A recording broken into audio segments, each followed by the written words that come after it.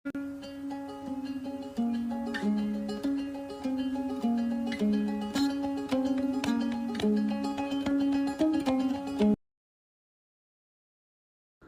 Good morning.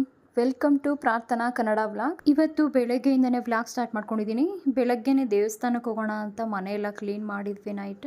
ಬೆಳಗ್ಗೆ tiffin ಹೊರಗಡೆಯಿಂದ ತರಿಸಿ ಸ್ನಾನಗಳೆಲ್ಲ ಮುಗಿಸ್ಕೊಂಡು ದೇವಸ್ಥಾನಕ್ಕೆ ಹೊರಟ್ವಿ. ಗೊರುನಳ್ಳಿ ಮಹಾಲಕ್ಷ್ಮಿ ದೇವಸ್ಥಾನಕ್ಕೆ ಹೋಗಿ ಬರೋಣ ಅಂತ. ತುಂಬ ದಿನ ಆಗಿತ್ತು, 1 ಇಯರ್ ಆಗ್ಬಿಟ್ಟಿತ್ತು. ಆಗಲೇ ಹೋಗಿ ಬರೋಣ ಅಂತ ಹೊರಟಿದ್ದೀವಿ. ಇವ್ರು ನೋಡಿ, ಕಸ ಎತ್ತಕೋ ಗಾಡಿ ಇದು ಎಷ್ಟು ಜೋಡಿ ಮೇಲೆ ಹೋಗಿತ್ತು ಅಂತಂದರೆ 1 ಕಿಲೋಮೀಟ್ರ್ವರೆಗೂ ಇದೇ ಥರ ಹೋಯ್ತು. ಕಾರ್ ಹಿಂದೆಗಡೆ ತುಂಬ ವೆಯ್ಟ್ ಮಾಡ್ತಾಯಿತ್ತು, ಹಾರನ್ಗಳು ಮಾಡ್ತಾಯಿತ್ತು. ತುಂಬ ವೆಹಿಕಲ್ಸ್ ಹಿಂದೆಯಿಂದ ಬಂದು ಹಾರನ್ ಮಾಡೋಕ್ಕೆ ಸ್ವಲ್ಪ ಸೈಡ್ಗೆ ಹೋದ್ರು ಅವರು. ಡ್ರೈವರ್ಗಳು ಈ ಥರ ಜೊತೇಲಿ ಮಾತಾಡಿಕೊಂಡು ಹೋಗೋದಾದರೆ ಎಷ್ಟು ರಿಸ್ಕ್ ಆಗುತ್ತೆ ವೆಹಿಕಲ್ಸ್ ಓಡಾಡೋರಿಗೆ. ಹಿಂದೆ ಸಿಕ್ಕಾಗಲೇ ಆಕ್ಸಿಡೆಂಟ್ ಆಗೋದು, ಸೈಡ್ ಹೊಡಿಯೋಕೆ ಹೋಗೋದು, ಈ ಥರ ಎಲ್ಲ ಮಾಡಿದಾಗ ಆಕ್ಸಿಡೆಂಟ್ ಆಗೋ ಸಾಧ್ಯತೆ ಜಾಸ್ತಿ ಇರುತ್ತೆ. ಆಲ್ಮೋಸ್ಟ್ ಗೊರುನಳ್ಳಿಗೆ ಹೋಗೋ ರೂಟು ಎಲ್ಲರಿಗೂ ಗೊತ್ತಿರುತ್ತೆ. ದಾವಸ್ಪೇಟೆ ಮೇಲೆ, ಈ ದೊಡ್ಡಬಳ್ಳಾಪುರ ಟು ದಾವಸ್ಪೇಟೆಗೆ ಹೋಗಿ ದಾವಸ್ಪೇಟೆಯಿಂದ ಒಂದೇ ರೋಡ್ ಇರುತ್ತೆ ಗೊರುನಳ್ಳಿ. ದೊಡ್ಡಬಳ್ಳಾಪುರದಿಂದ ಸ್ಟಾರ್ಟ್ ಮಾಡಿಕೊಂಡ್ರೆ ಬೆಳಂಗ್ಲ ನೆಕ್ಸ್ಟ್ ಸ್ಟಾಪ್ ಬಂದು ಚಿಕ್ಕಬೆಳಂಗ್ಲ ಹತ್ರ ಕೊಳಲಕ್ಕೆ ಹೋಗೋ ರೋಡ್ ಇದೆ. ಅಲ್ಲಿ ಟರ್ನ್ ಮಾಡಿಕೊಂಡ್ರೆ ಆರಾಮಾಗಿ ಕೊಳಲ ಮತ್ತು ಗೊರುನಳ್ಳಿ ಆರಾಮಾಗಿ ಹೋಗ್ಬಿಡ್ಬೋದು. ಈ ಮರಗಳ ನೆರಳು ನೋಡಿ ಎಷ್ಟು ಚೆನ್ನಾಗಿದೆ. ನಾವು ಸ್ವಲ್ಪ ಹೊತ್ತು ಮರದ ನೆರಳಲ್ಲಿ ಸೈಡ್ಗೆ ಹಾಕಿ ಸ್ವಲ್ಪ ಹೊತ್ತು ಟೈಮ್ ಸ್ಪೆಂಡ್ ಮಾಡೋದಕ್ಕೆ ಒಂದು ಅರ್ಧ ಗಂಟೆ ನಿಲ್ತಿದ್ವಿ. ತುಂಬಾ ಚೆನ್ನಾಗಿತ್ತು. ಆ ಫ್ರೆಶ್ನೆಸ್ ಗಾಳಿ, ಆ ಚಿಗುರು ಎಲೆ, ಎಷ್ಟು ಚೆನ್ನಾಗಿತ್ತು ವೆದರ್.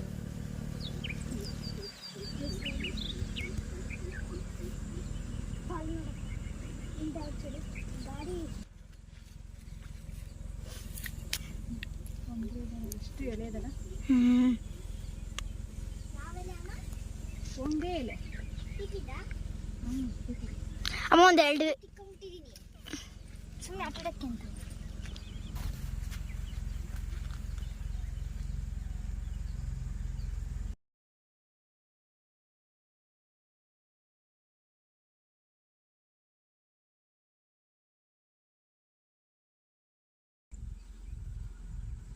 ಮಕ್ಕಳಿಗೆ ಇನ್ನೊಂದು ಸ್ವಲ್ಪ ಹೊತ್ತು ಇರಬೇಕು ಅನ್ನೋ ಆಸೆ.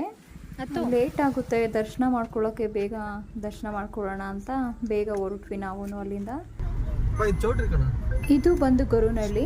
ಇದು ಒಂದು ಸ್ವಲ್ಪ ಮುಂದೆ ಬಂದರೆ ಆರ್ಚ್ ಇದೆ. ಇದು ರೆಸಾರ್ಟು ಮತ್ತು ಚೌಲ್ಟ್ರಿ ಎಲ್ಲ ಇದೆಯಲ್ವಾ, ಆ ಪ್ಲೇಸಸ್ ಇದು. ಇಲ್ಲಿ ನೆಕ್ಸ್ಟ್ ಬರುತ್ತೆ ನೋಡಿ, ಅದು ಆರ್ಚ್ ಬಂದು. ಇಲ್ಲಿ ತಿರ್ಕೊಂಡು ಒಳಗಡೆ ಒಂದು 100 ಮೀಟ್ರಷ್ಟು ಒಳಗಡೆ ಹೋಗಬೇಕು. ಹೊಸದಾಗಿ ಪೇಂಟ್ ಮಾಡ್ಸೋಕ್ಕೋ ಏನೋ ಈ ಥರ ಎಲ್ಲ ಕಡ್ಡಿ ಎಲ್ಲ ಕಟ್ಟಿದ್ರು. ಇಲ್ಲಿ ಮರದೊಡೆ ಹಾಕ್ಬಿಡು. ನೆರಳಿಲ್ಲ ಅಲ್ಲಿ ಟಿಟಿ ಪಕ್ಕ ಹಾಕ್ತೀನಿ ಬರಪ್ಪ. ಕಷ್ಟ ಆಗುತ್ತಲ್ವಾ? ಏನು ಇಲ್ಲ ಬರ, ಎಲ್ಲ ಗಾಡಿ ಹಾಕತ್ತ ಹಾಕ್ಬೇಕು, ಜಾಗ ಐತೆ ಬೈ.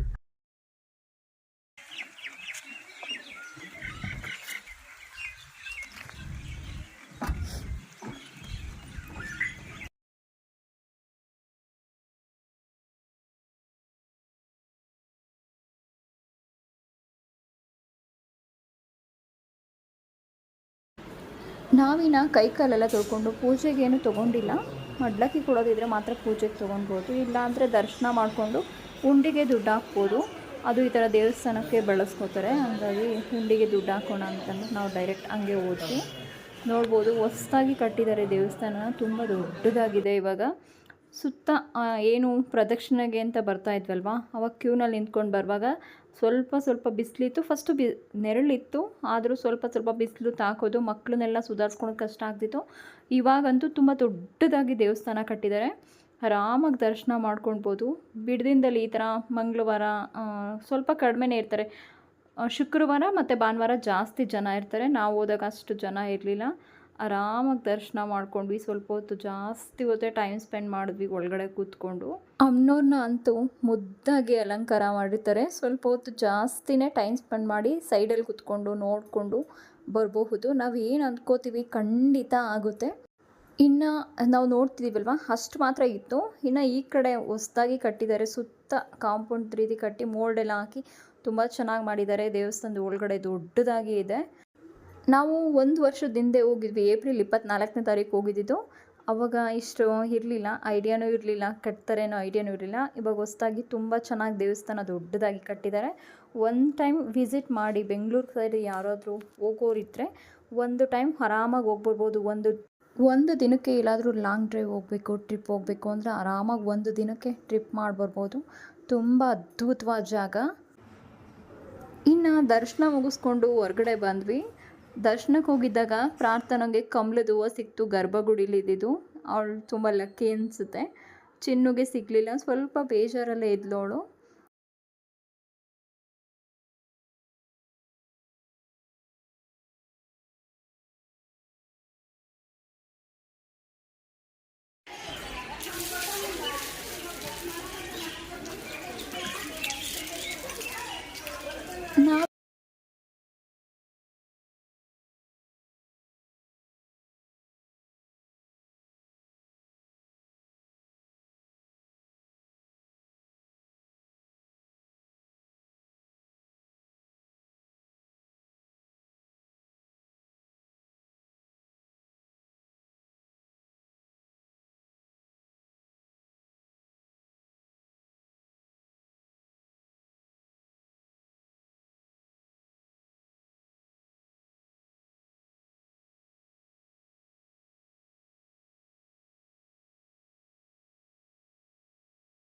ಅದು ಒಂದು 15 ವರ್ಷ ಆಗಿದೆ ಅಜ್ಜಿ ತೀರೋಗಿ.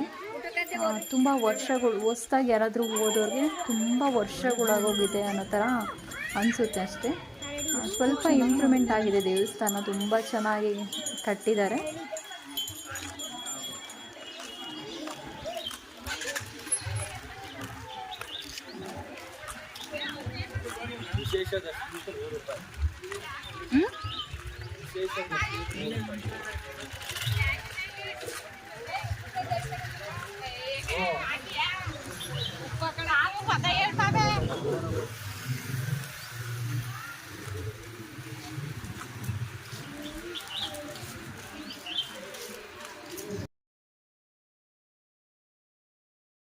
ಇನ್ನು ಈ ಜಾಗ ಬಂದು ಕಮಲಮ್ಮ ಅವ್ರನ್ನ ಸಮಾಧಿ ಮಾಡಿದ್ರಲ್ವ, ಅಜ್ಜಿ ಇದ್ರಲ್ವ, ಅಜ್ಜಿಯವ್ರನ್ನ ಸಮಾಧಿ ಮಾಡಿತ್ತು ಇದೇ ಜಾಗ. ಇವಾಗ ಸ್ವಲ್ಪ ದೊಡ್ಡದು ಮಾಡಿದ್ದಾರೆ. ಇಲ್ಲಿ ಮಾಂಗಲ್ಯ ಪೂಜೆ ಮಾಡಿಸೋದು, ಏನಾದರೂ ಒಳ್ಳೇದಾಗಬೇಕು ಅಂದರೆ ಪೂಜೆ ಮಾಡಿಸ್ಬೋದು, ಆ ಥರದ್ದೆಲ್ಲ ಇಲ್ಲಿ ನಡೆಯುತ್ತೆ. ಈ ಜಾಗ ಬಂದು ಸಮಾಧಿ ಮಾಡಿರೋದು ಇಲ್ಲೇ ಕಮಲಮ್ಮ ಅವ್ರನ್ನ.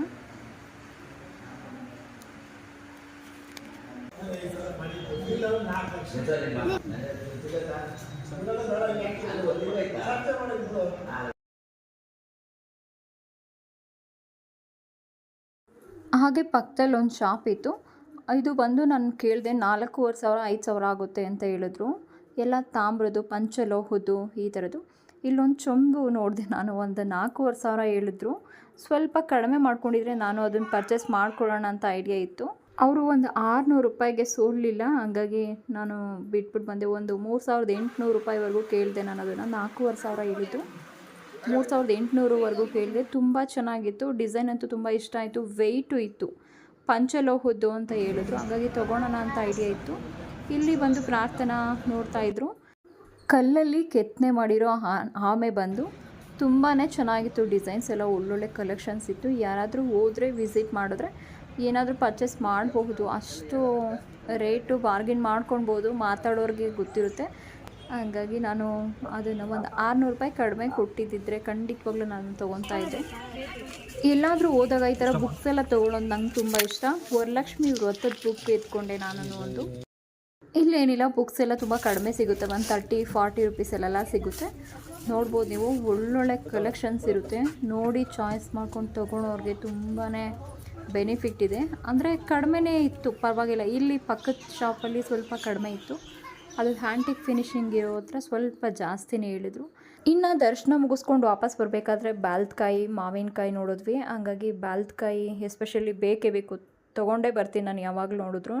ಹಂಗಾಗಿ ರೈತರಿಂದ ನೇರ ಸಿಗೋದು ಅಂದರೆ ಬಾರ್ಗಿನ್ ಮಾಡಲ್ಲ.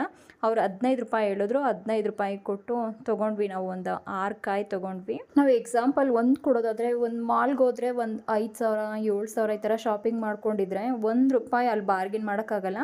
ರೈತರ ಹತ್ರ ವಾದ ಮಾಡಲ್ಲ ನಿಜವಾಗ್ಲೂ. ನಮ್ಮ ಮನೆಯವರು ಅಷ್ಟೇ, ನಾನು ಅಷ್ಟೇ. ಅವ್ರು 15 ರೂಪಾಯಿ ಹೇಳಿದ್ರೆ ಅವ್ರ ಖರ್ಚಿಗೆ, ಇಲ್ಲಿ ಲೇಡೀಸ್ ಬಂದಿರ್ತಾರೆ ಅಂದರೆ ಅವ್ರ ಖರ್ಚಿಗೆ ಏನೋ ಒಂದು ಸ್ವಲ್ಪ ಅಮೌಂಟ್ ಮಾಡ್ಕೊಳಕ್ಕೆ ಅಂತಲೇ ಬಂದಿರ್ತಾರೆ.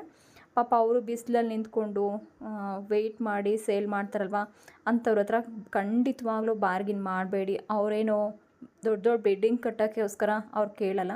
ನಾನು ಹೇಳೋದ್ರಲ್ಲಿ ಏನಾದರೂ ತಪ್ಪಿದರೆ ದಯವಿಟ್ಟು ಕ್ಷಮೆ ಇರಲಿ. ಇನ್ನು ಸ್ವಲ್ಪ ಮಾವಿನಕಾಯಿ ಮತ್ತು ಬಾಲ್ದಣ್ಣೆಲ್ಲ ಎತ್ಕೊಂಡು ಇನ್ನು ಪ್ರಸಾದ ಸಿಗುತ್ತಲ್ವ, ಇಲ್ಲೇ ತಿನ್ಕೊಂಡು ಹೋಗೋಣ ಅಂತ ನಾವು ಪ್ರಸಾದಕ್ಕೆ ಹೋಗ್ತಾಯಿದ್ದೀವಿ.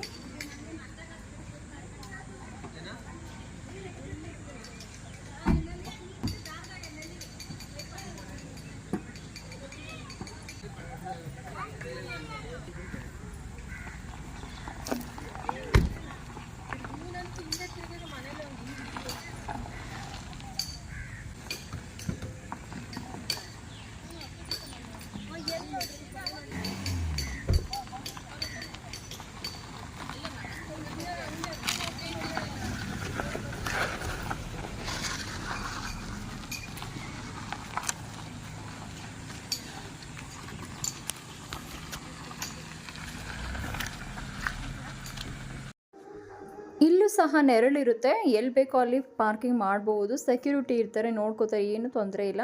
ಇನ್ನು ಪ್ರಸಾದಕ್ಕೆ ಬಂದ್ವಿ. ಪ್ರಸಾದ ಅಂತೂ ಇದಂತೂ ನಾವು ಚಿಕ್ಕ ಮಕ್ಕಳಲ್ಲಂತೂ ತುಂಬ ತಿಂದಿದ್ದೀವಿ. ಅದ್ಭುತವಾಗಿರುತ್ತೆ. ಅದೇ ರುಚಿ ಮೇಂಟೈನ್ ಮಾಡ್ಕೊಂಡು ಬರ್ತಿದ್ದಾರೆ. ಪುಲಾವ್, ಅನ್ನ, ಮಜ್ಜಿಗೆ, ಅನ್ನ ಸಾಂಬಾರು ಇರುತ್ತೆ. ಟೊಮೊಟೊ ಬಾತು ಈ ಥರ ಆಪ್ಷನಲ್ಲಿ ಇರುತ್ತೆ. ಏನು ಬೇಕೋ ಅದು ಅವತ್ತಿನ ಮಾಡಿದ್ರೆ ಆರಾಮಾಗಿ ಒಂದು ಸ್ವಲ್ಪನೂ. ಇನ್ನು ಪ್ರಾರ್ಥನಾ ಚಿನ್ನು ಅಂತೂ ಮುಖ ಡಲ್ಲಾಗ್ಬಿಟ್ಟಿದ್ದು. ಬೆಳಗ್ಗೆ ಇಡ್ಲಿ ಅರ್ಧಂಬರ್ಧ ತಿಂದಿದ್ರು. ಅಲ್ಲಿ ಹೋಗಿ ಊಟ ಸ್ವಲ್ಪ ಹೊತ್ತು ಸೈಡಲ್ಲಿ ಕೂತ್ಕೊಂಡ್ಮೇಲೆ ಮುಖ ಸ್ಮೈಲಿಯಾಗಿತ್ತು. ಈ ಥರ ತುಂಬ ಫೆಸಿಲಿಟಿ ಇದೆ. ನಾವೇ ತಟ್ಟೆ ತೊಗೊಂಡೋಗಿ ಊಟ ಹಾಕಿಸ್ಕೊಂಡು ತಿಂದು ಮತ್ತೆ ತೊಳೆದಿಟ್ಟು ಬರ್ಬೋದು. ಕಡಿಮೆ ಅಂದ್ರೂ 1000 ಜನದ ಮೇಲೆ ಕೂತ್ಕೊಂಡು ಊಟ ಮಾಡ್ಬೋದು. ಅಷ್ಟು ದೊಡ್ಡದಾಗಿ ಬಿಲ್ಡಿಂಗ್ ಇದೆ. ಪ್ಲೇಸ್ ಅಷ್ಟು ದೊಡ್ಡದಾಗಿದೆ. ಆರಾಮಾಗಿ ಕೂತ್ಕೊಂಡು ಎಲ್ಲಿ ಬೇಕೋ ಅಲ್ಲಿ ಊಟ ಮಾಡಿಕೊಂಡು ವಾಪಸ್ ಬರ್ಬೋದು. ಇನ್ನು ನಾವು ಊಟ ಮುಗಿಸ್ಕೊಂಡು ಕಾರ್ ಹತ್ರ ಬಂದು ಸ್ವಲ್ಪ ಹೊತ್ತು ಕೆರೆ ಹತ್ರ ಹೋಗ್ಬಿಟ್ಟು ಬರೋಣ, ತೀರ್ಥ ಡ್ಯಾಮ್ ಇದೆಯಲ್ವಾ, ಅಲ್ಲಿ ಹೋಗ್ಬಿಟ್ಟು ಬರೋಣ ಅಂತ ಸ್ವಲ್ಪ ಹೊತ್ತು ಹೋಗಿ ಬಂದು ಸುತ್ತಾಕ್ರಿ.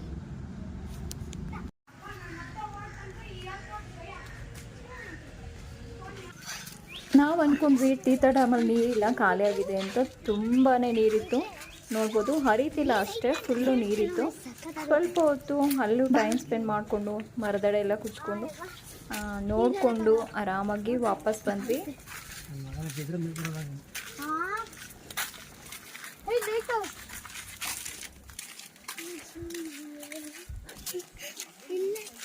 ನೀರು ಕೋಡಿ ಬಿದ್ದರೆ ಇಲ್ಲಿ ಹರಿತತಿಲ್ಲ. ಇಲ್ಲ ಏನಪ್ಪ, ಎಲ್ಲಿ ಬಿದ್ರೆ ನೀರು ಇಲ್ಲಿ ಜಲಪಾತ ಥರ ನಾನು ಕಾಣ್ತಿಲ್ಲ. ಏನು ನೋಡ್ತೀನಿ. ಅಮ್ಮ ಬಿಡಮ್ಮ, ಏನು ಮಾಡಲ್ಲ. ನಾನು ನಿಜ ಏನು ಮಾಡಲ್ಲ, ಕೈ ಬಿಡು.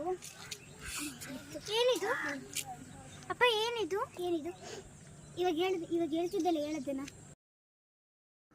ಈ ಥರ ಎಲ್ಲ ಕತೆ ಥರ ಹೇಳಿದ್ರೆ ಮಕ್ಳಿಗೆ ಎಷ್ಟು ಕ್ಯೂರಿಯಾಸಿಟಿ ಅಲ್ವಾ.